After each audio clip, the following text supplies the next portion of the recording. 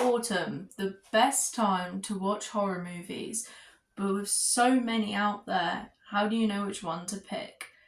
That's why today I've decided to compile a list of ones that are on my personal list to watch this autumn and ones that I can recommend to you guys that I have actually seen. So without further ado, let's get into the first film that I have not seen, which is actually crazy. It's Halloween. Halloween is about the infamous Michael Myers, 15 years after killing his sister on Halloween night as he escapes a mental hospital and returns to Haddonfield to kill again. I've never seen this film. And that's actually crazy. I've seen so many horror films. I've never seen Halloween. So I've decided that's going to be my little Halloween treat. On Halloween, I'm going to watch Halloween and we'll see how it goes. But that's crazy. If you also haven't watched Halloween, then join me this year to watch Halloween for the first time. It's an adventure. We can all go on the adventure. But now we are going on to the first film that I have seen, and this is a basic one that everyone should see if you haven't seen it yet, and that is Scream. Scream follows a girl named Sydney and her friends being terrorized by a masked killer who uses scary movies as part of a deadly game. There are more obscure movies on this list, but if you haven't seen Scream, start with this one. So the third film on the list, the one that I haven't seen, is American Psycho. A wealthy New York City investment banking executive, Patrick Bateman, hides his alternate psychopathic ego from his co-workers and friends as he delves deeper into his violent, hedonistic fantasies. I don't know how to say hedonistic, I don't know. I don't even know what that means. All I know is this film is supposed to be on the more disturbing side. I do like my disturbing horrors. So, I don't know. It's one that I want to watch. I don't know what to expect really at all. I've heard there's a twist. I feel like that's a spoiler in itself. But, yeah, I don't know. Seems interesting. Okay, now for a film that I have actually seen. And speaking of disturbing movies, we have Funny Games. Funny Games follows two psychotic men who take a family hostage in their cabin. And that's it. That's the description. And you know what? I think it is best to go in there with no expectations. It's not a great film by any means, but it's creepy. You watch that film, you are scared, mainly because it is so realistic. It feels like they are actually with you. It's scary, okay? Just put it that way. It is a scary film, in my opinion. I think it is the scariest type of film when they're realistic, and it is on the disturbing side. You don't see anything, at least not in this one. I don't know about the remake, but if you are sensitive to certain stuff, look up trigger warnings for any of these films. Horror is a genre that incorporates a lot of trigger warnings, so just make sure that if you are sensitive to something that you look it up. Okay, so another film that I haven't seen that I'm really interested in seeing, and I think this one would be really interesting, and I think we should check it out together if you haven't seen it, and that is The ABCs of Death. This is a brutal anthology film about ways to die using all letters of the alphabet. Coming in at over 2 hours long, this is a film that's going to make you disturbed. I have never seen this film, obviously, but I love the concept. The only anthology film I think I've seen is Creepshow 2, which is really random. So I really want to try this one. I can't even think of words that begin with X, let alone how someone would die beginning with X. What's going to happen in Z? Are they going to get, stomped on by zoo animals? I don't know. I don't know what to expect, but it sounds interesting and I want to check it out. Delving back into more teen-like horror-esque, this is the Fear Street trilogy. Okay, so you start off with the first Fear Street, set in 1994, which is about a group of teenagers who accidentally uncover the ancient evil responsible for a series of brutal murders done over the last 300 years. That's the first film. There is two others. I think it's best to not give too much of a description for these films because they all kind of follow each other. I didn't want to give a description for the second and third one because it could spoil things that happen in the first one. You just kind of need to watch them as you go.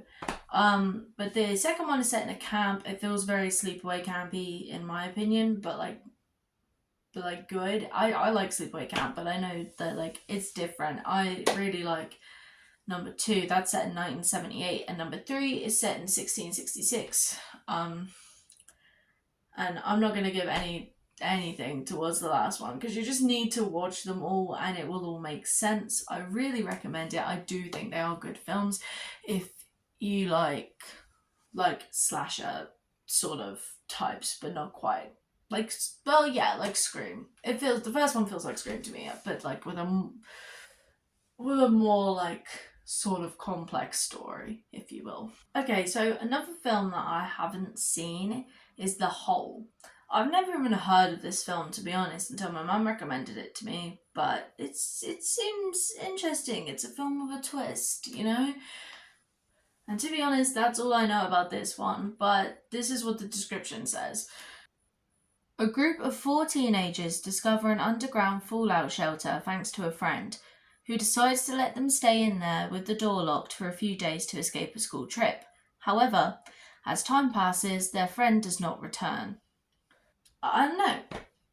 It sounds pretty interesting to me. I think that, it's got a twist, he doesn't return. It sounds really cool, actually. Is he in the hole the whole time? We don't know.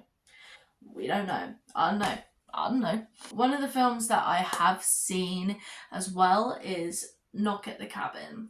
This one came out last year, and this is actually a film that I saw in the cinema for my quest, if you will, to see every PG-15 horror film in the cinema in 2023. So I've seen a lot of PG-15s that come out last year. I saw them in the cinema, and this is one of them, Knock at the Cabin. It's very interesting.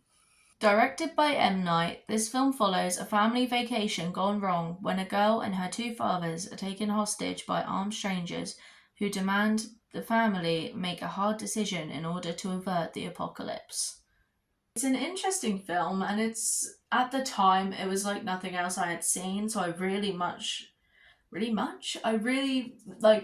enjoyed it.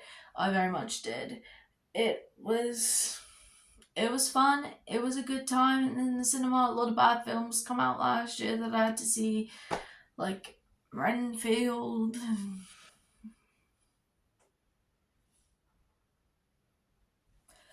But I think this one is worth the recommendation. This is actually, I think, a good one that came out last year. Although it seems to be kind of a love it, hate it. If you love M. Night, you might not like this film. Weird, right?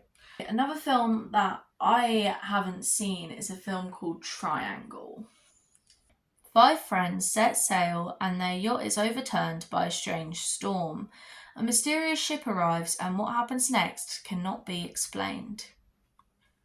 Okay, so I think this film is set in the Bermuda Triangle. That makes sense to me, which makes me think all this weird stuff's going to happen. I don't know if this is a bad film. I don't know if it's a good film. My expectations are very high with it, and I don't know if they should be because I've got this idea that all this crazy stuff is happening, and we go through the Bermuda Triangle, and now we're on a ship, and we're there's endless hallways and stuff like that, and I don't know if it's going to be like that at all. I think might just be a slasher film, but I mean, I like slasher films, so if you guys haven't seen it, check it out. I don't know, I haven't seen it either. If it's a terrible movie, don't blame me, because I don't know these films. Okay, so we've come to the last film on this list, and this is one that I think personally everyone should see. It's not the best horror film ever made. It's not even the best one on this list, but I think it is a good film, and that is Ready or Not.